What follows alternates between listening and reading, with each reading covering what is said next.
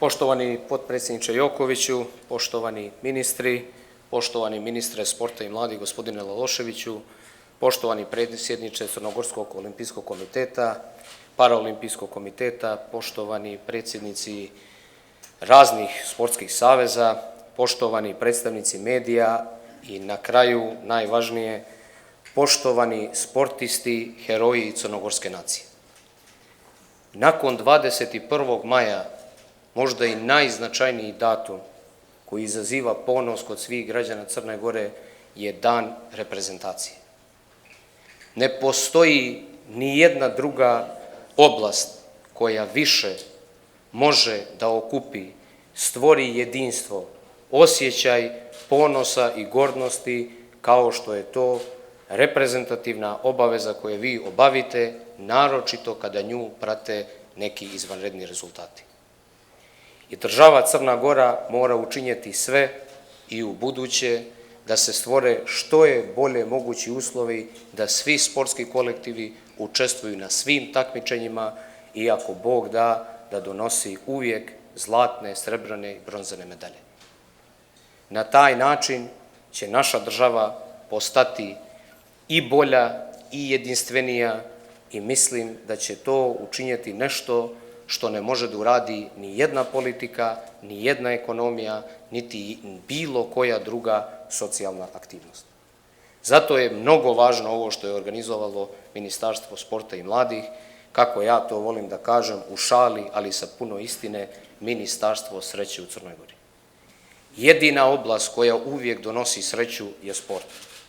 Zato ste posebno zaslužni vi. Iza toga stoji mnogo truda, mnogo znoja i mnogo odricanja.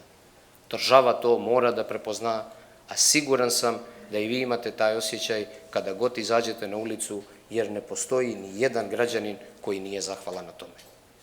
Naše je da uradimo sve, da stvorimo bolje uslove, da nemamo nikad situaciju da neki kolektiv ne može da ode na neko takmičenje, da se potrudimo da pored ovih infrastrukturnih objekata od posebne važnosti kakav je Olimpijski muzej koji treba da bude u Crnoj Gori, da u jednom trenutku dobijemo kredibilan, veliki, ponosni nacionalni stadion, da dobijemo druge objekte vezano za atletiku i da dobijemo onakvu infrastrukturu koja može ovoj državi podariti još više radosti i još više sreće.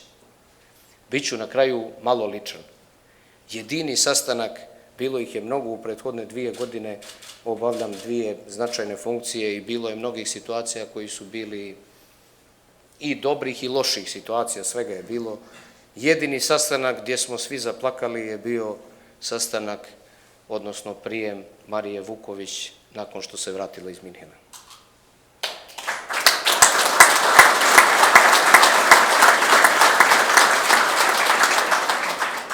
I to je dovoljni pokazatelj kada vas zaista nešto, što se kaže, sve nas koji smo bili u toj prostoriji, bilo nas je 7, 8, ne sjećam se tačno, dirnulo i volio bih da takvih događaja bude sve više i više zato što su to suze radosnice. To su suze koje pokazuju da se crnogorska zastava visoko podigla i da je cijeli svijet nekako se poklonio toj zastavi.